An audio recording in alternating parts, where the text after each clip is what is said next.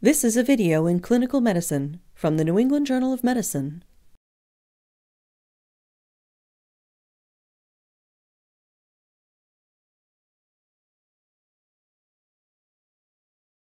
Collecting specimens from the surface of the respiratory mucosa with nasopharyngeal swabs is a procedure used to diagnose COVID-19 in adults and children.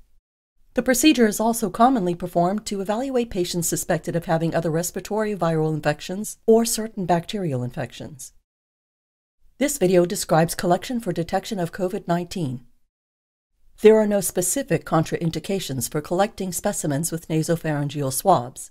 However, clinicians should be cautious if the patient has had recent nasal trauma or surgery, has a history of a markedly deviated nasal septum, chronically blocked nasal passages, or severe coagulopathy. Nasopharyngeal swabs are specifically manufactured to have long, flexible shafts made of plastic or metal and tips made of Dacron, rayon, or flocked nylon. It is essential to put on personal protective equipment, or PPE, correctly, and to follow the pertinent respiratory and contact precautions according to both the Centers for Disease Control and Prevention, or CDC, and by your institution. If possible, you should put on and take off PPE in the presence of an observer to make sure that there are no breaks in technique that may pose a risk of contamination. First, put on a protective gown and wash your hands with soap and water, or use an alcohol-based solution. And put on a pair of non-sterile gloves, followed by a protective mask with a rating of N95 or higher, as recommended by the CDC. Finally, put on a face shield for eye protection. All sample tubes should be labeled and the appropriate requisition forms filled out before starting the procedure.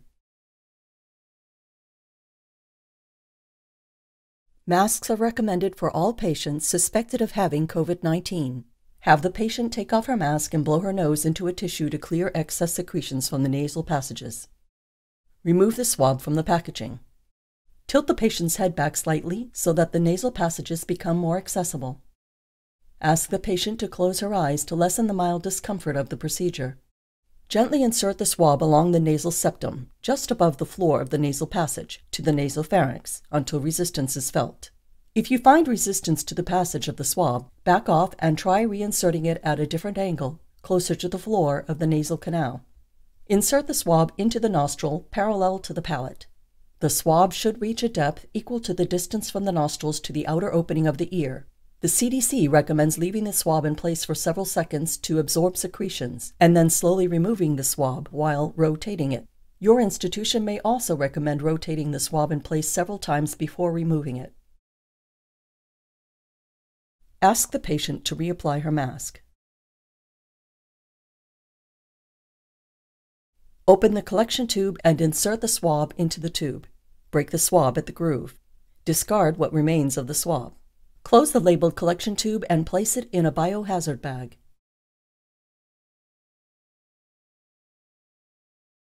The sample may also be returned to its original packaging for transport, depending on institutional practices. Follow the CDC directions for direct processing of the swab specimen or placement of the swab in media with or without refrigeration. Remove your personal protective equipment as shown here or in accordance with the standards at your institution. First, remove your gown and gloves. Then clean your hands with an alcohol-based solution or soap and water. Put on a new pair of gloves and then remove your face shield and dispose of it, or clean and store it in accordance with the guidelines at your institution. Remove your gloves. Rewash your hands and put on another pair of gloves. Then remove your mask and follow your institutional guidelines for disposal or reuse. Finally, remove the last pair of gloves and wash your hands.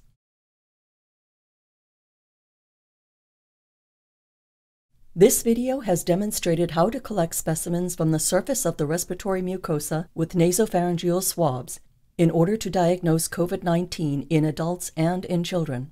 As shown, it is important to use approved PPE and the appropriate technique to minimize the possibility of spreading the virus.